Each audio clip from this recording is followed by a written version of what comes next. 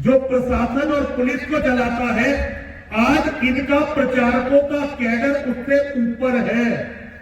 कोई ऐसा आईएएस अफसर नहीं है, कोई ऐसा आईपीएस अफसर इस समय भारत में नहीं है जो प्रचारकों की बात को टाल सके।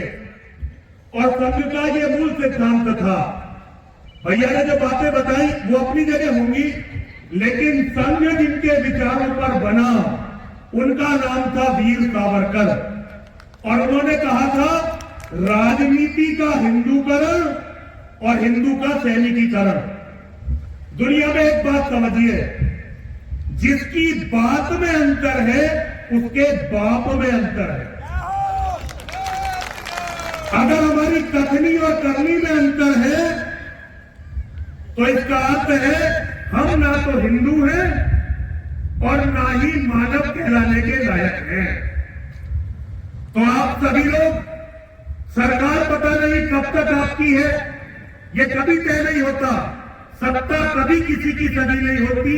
आज आपकी है, कल किसी और की है। मैं समझता हूं आप जितने लोग यहां बैठे हैं, 12 साल से केंद्र में भाजपा की सरकार है और पिछले 8 साल से उत्तर प्रदेश में है। मैं समझता हूं आप में से 90% ने शस्त्र लाइसेंस बनवा लिए होंगे। मतलब भाई क्यों नहीं बने? आप तो कार्यकर्ता हैं संघ के, आप तो भारतीय जनता पार्टी के कार्यकर्ता हैं। अगर आपके भी लाइसेंस नहीं बन रहे तो फिर हिंदू की रक्षा करोगे कैसे?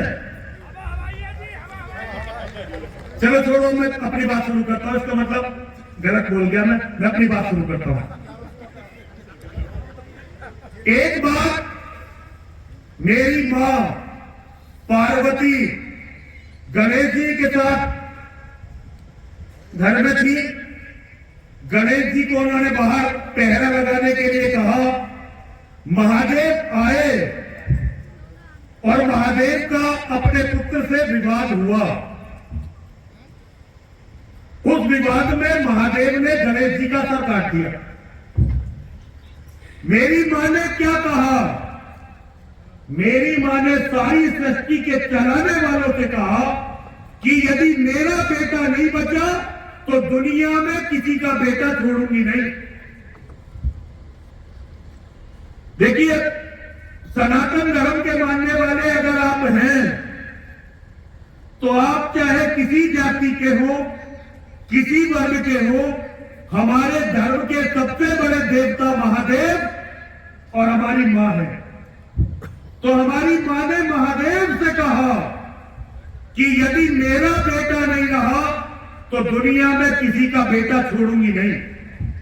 और महादेव को उनके बेटे को जीवित करना पड़ा। यह कथा तो आपने सभी ने सुनी होगी। ऐसे ही एक बार मेरी मां जिद करके चली गई अपने पिता के घर। उनके पिता ने यज्ञ किया था बहुत बड़ा और उन्होंने महादेव को नहीं बुलाया। उस समय महादेव मेरी मां से नाराज थे। महादेव का यह मानना था कि मां ने भगवान राम, जो श्री हरि विष्णु के अवतार हैं, उनकी परीक्षा लेने का प्रयास किया, अपराध किया, तो उन्होंने मां का त्याग कर दिया था। उसके बाद कभी मां के साथ सती के रूप में जब मेरी मां थी, फिर कभी उन्होंने सती को अपनी पत्नी के रूप में स्वीकार नहीं किया। लेकिन एक दिन जब उनके पिता ने यज्ञ किया, माता सती के पिता ने, तो मां ने जिद की। भोलेनाथ ने कहा कि अरे सती, अपनों के यहां यदि शुभ कार्य हो रहा हो तो कभी भी बिना निमंत्रण के मत जाओ। और मेरी मां चली गई, अपने पति से जिद करके चली गई। लेकिन जब वो अपने पिता के घर में पहुंची तो उन्होंने वहां अपने पति का अपमान देखा।